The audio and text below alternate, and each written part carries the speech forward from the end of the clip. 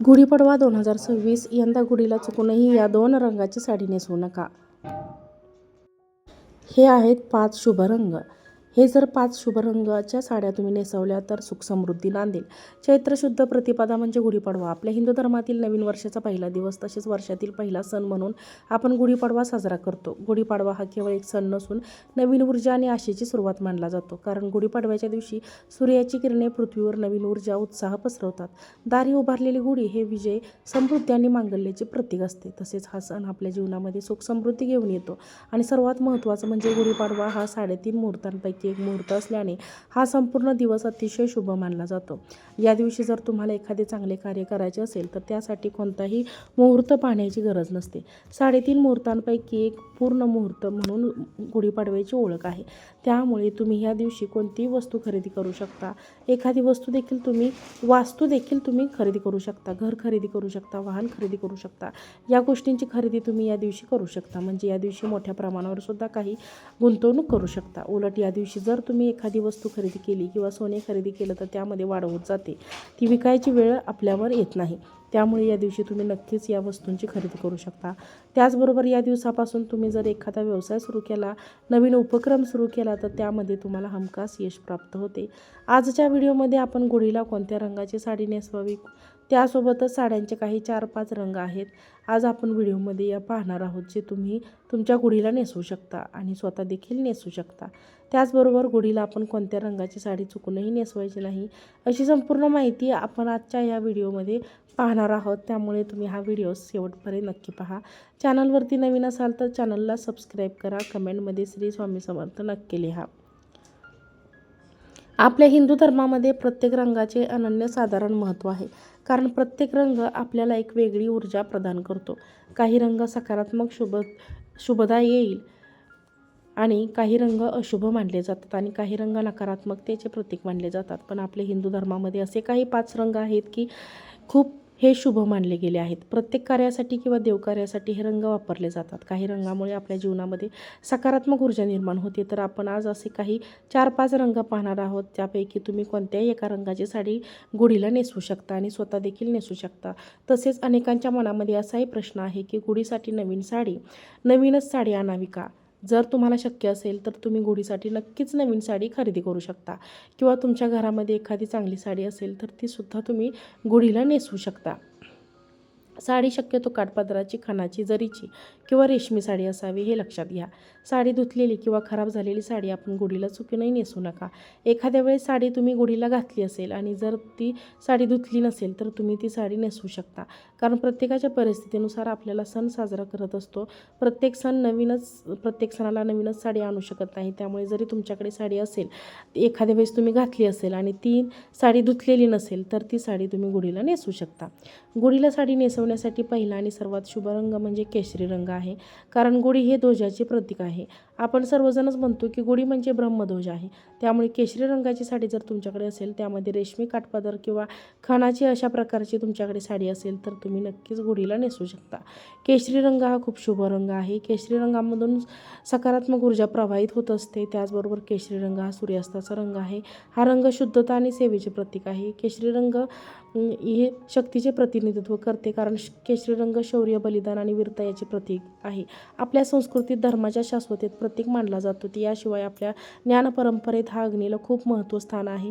जे अग्नी अंधकार आणि वाईटाचा नाश करते. त्यामध्ये लाल पिवळा भगवा रंग दिसतो जो अंधारातून प्रकाशाकडे मार्ग दाखवतो.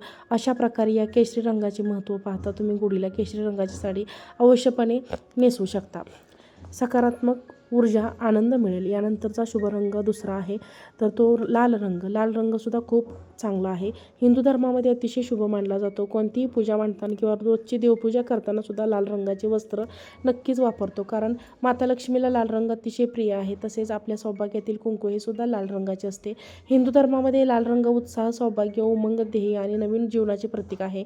माता लक्ष्मीला सुद्धा लाल रंगाची फुले अतिशय प्रिय आहेत. शुभ कार्यासाठी, देवाऱ्यासाठी वापरली जाणारी, देवांना प्रिय असणारी फुले लाल रंगासाठी खूप आहेत. गुढीसाठी नक्कीच ही वापरू शकता. तुम्ही गुढीला लाल रंगाची साडीसुद्धा नेसवू शकता. यानंतरचा तिसरा रंग आहे पिवळा रंग. पिवळा रंगसुद्धा अतिशय शुभ आहे. सौभाग्यामधील दुसरा आणि सर्वात महत्त्वाची वस्तू म्हणजे हळद. हळदीशिवाय कोणतीही पूजा अपूर्ण आहे आणि सौभाग्यामधील सर्वात महत्त्वाची गोष्ट आहे हळदी कुंकू. हळदी आणि कुंकवाचा रंग लाल आणि पिवळा असतो, त्यामुळे लाल आणि पिवळा रंग अतिशय शुभ मानला जातो. पिवळा रंग हा सूर्यप्रकाशाचा रंग आहे आणि लाल रंग हा ऊर्जा, आनंद, संपन्नता, बुद्धिमत्ता आणि विचारांचे प्रतीक आहे. गुरुग्रहाचे संबंधित आहे. साक्षात भगवान श्री हरिविष्णूंना देखील पिवळा रंग अतिशय प्रिय आहे. पिवळा रंग हा आपल्या मनाला आनंद आणि उत्साही ठेवतो. पिवळ्या रंगामधून सुद्धा एक सकारात्मक ऊर्जा प्रवाहित होते, त्यामुळे तुम्ही गुढीला पिवळ्या रंगाची साडी नेसवू शकता. यानंतरचा सर्वात महत्त्वाचा आणि शुभ रंग म्हणजे हिरवा रंग. हिरवा रंग सौभाग्याचे प्रतीक आहे, त्यामुळे हिरवा रंग हा नक्कीच शुभ असणार आहे. त्यासोबतच हिरवा रंग हा निसर्गाशी संबंधित असल्याने एक वेगळीच ऊर्जा तुम्हाला मिळत असते. शास्त्रामध्ये सुद्धा हिरव्या रंगाला खूप महत्त्व आहे.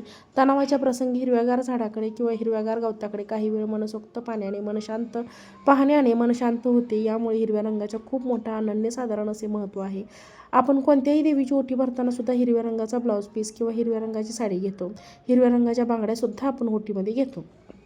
त्यावरूनच हिरवा रंग हा देवीला किती प्रिय आहे हे आपल्याला समजते. हिरवा रंग हा समृद्धीचे, शांततेचे, सहभागीचे, आरोग्याचे आणि विकासाचे प्रतीक आहे. हिरव्या रंगाच्या दर्शनाने डोळ्यांना शीतलता प्राप्त होते. हिरवा रंग डोळ्यांसाठी उत्तम आहे आणि रंग हा आपल्या मनालाही प्रसन्न करतो. हिरवा रंग हा बुधग्रहाचे प्रतिनिधित्व करतो.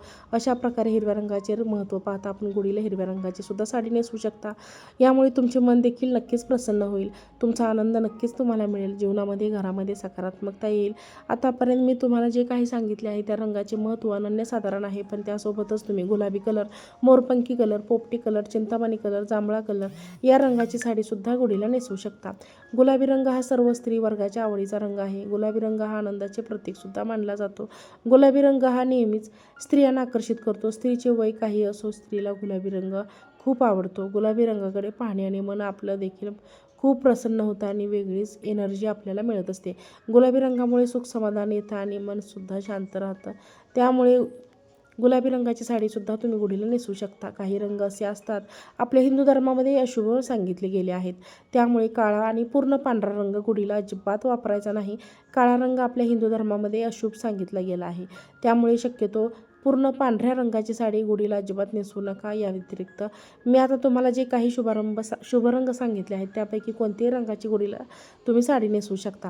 हे शुभ रंग आपल्या नेहमी शुभफळ प्रदान करतील, त्यामुळे गुढीला शक्यतो शुभ रंगाचीच नवीनच साडी नेसावी, कारण होळीच्या आशीर्वादाने तुम्हाला घरामध्ये भरभराट होते. याच दिवसापासून आपलं पुढील वर्ष चांगलं सुख समृद्धीचे जावो म्हणूनच आपण काही वेगवेगळे संकल्प करत असतो. त्यामुळे प्रत्येक एकदम प्रसन्न मनाने आपण दिवसाची किंवा सणाची सुरुवात केली तर आपलं वर्ष हे सुख समृद्धीने नेहमी आनंदाने भरून जाईल, कारण गुढी हे सुख समृद्धीचे, आनंदाचे प्रतीक आहे. त्यामुळे येणाऱ्या गुढीपाडव्याला तुम्ही सुद्धा तुमच्या गुढीला अशा प्रकारच्या छानशा साड्या नक्कीच नेसवू शकता. मित्रांनो आणि मैत्रिणींनो, तुम्हाला जर हा व्हिडिओ आवडला असेल तर व्हिडिओला लाईक करा, चॅनलला सबस्क्राईब करा आणि हा व्हिडिओ शेअर करा. आजचा व्हिडिओ पाहिल्याबद्दल तुम्हा सर्वांचे मनापासून खूप खूप धन्यवाद. श्री स्वामी समर्थ.